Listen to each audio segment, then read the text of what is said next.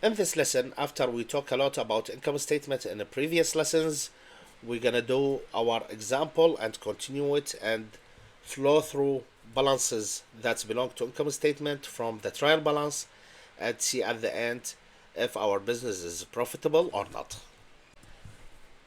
In this lesson, we will continue our example by flowing the numbers from trial balance to the income statement, the first statement in the financial statements, and show the net income and see if our business is profitable or not.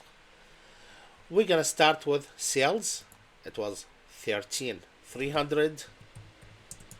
We subtract cost of goods sold, which was 8,300. As you see now, it's become between two brackets in accounting. Instead of putting minus sign, which we can put it, but to make it clear more, we put it between two brackets. That means we subtract this amount from the other amounts.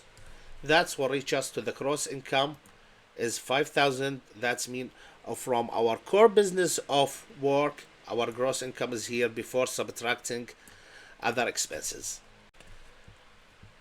For the other operation expenses, we have two parts: general and administrative expenses and selling and marketing expenses.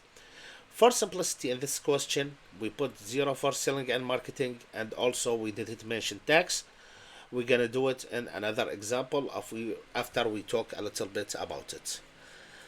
Now for operation expenses, here it was from rent, internet and phone, and utilities.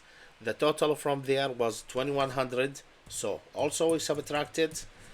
Reach income before tax 2900. We don't have taxes, so net income, the business is profitable, and it's 2900 profits. After this, we move now to the second statement from financial statement, which is the balance sheets.